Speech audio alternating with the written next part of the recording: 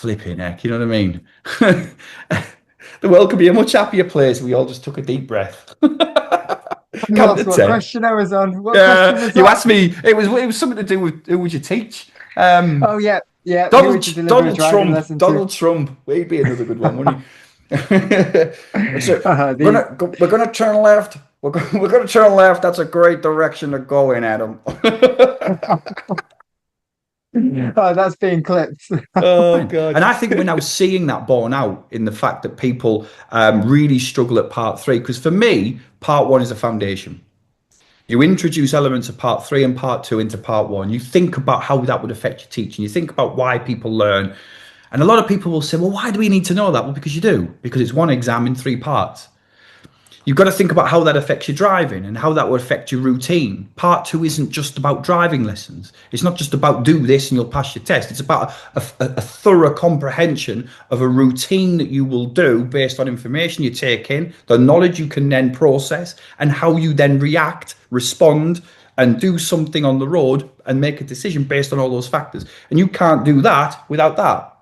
When you get to part three, you can't do any of that without Has that been because you get proven correct. Because as we see, people now just download a £5 app, do some mock test questions, get about the pass mark, and I'm always flabbergasted. My brain works differently to other people. I'm sure. I think I'm different. I think I don't belong in this world. I don't know, but if you've got potentially 1,000 questions, right, and you've only got to get 85% right, that's 850, which leaves 150 that you can get wrong, and you never know them.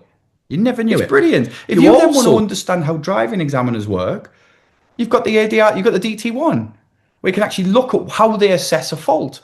You can then spend time looking at it. You can also get in the back, believe it or not, people can do this, Josh. You can sit in the back of your pupil's driving test and watch an exam going on and see the kind of things examiners do. And there's all this wonderful stuff that's out there that the DVSA publish, promote, and want you to use. And some people like that. No, I couldn't care. I want to know what my mate down the road says who's been in ADI for. It is, and you've mentioned it briefly earlier, but we talk about it because it's something that comes up all the time when the standards check comes up and people are, it's the box ticking. You've got to do certain things because of what the examiner wants to see. Yeah.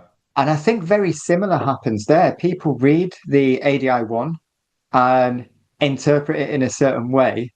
And I think that's where this brief comes from about you must mention dual controls, etc., because it does almost reference that in the ADI one, but as an example of what you might see, not a this is what you must hear from the PDI or the Told ADI. them. And But so it's I've seen enough driving lessons over my years, hundreds and hundreds and hundreds of driving lessons, where you sit in the lesson and you can see what is happening.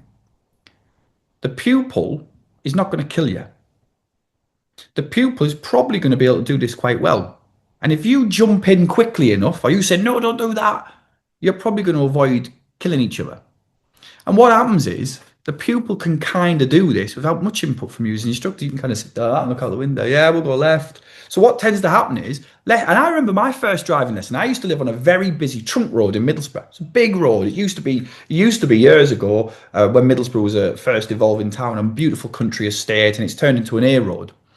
I come out of my house and the car's parked on there, and he says, "What are you doing?" I said, "I'm going to get in the passenger seat. We're going to drive somewhere." I'm, no, get in the driver's seat. So I jumped in the driver's seat. There's me, 17-year-old, no sign of beard on my face, a little bit of fuzz here and there. And he says, "Off we go." And we just started driving on this major trunk road.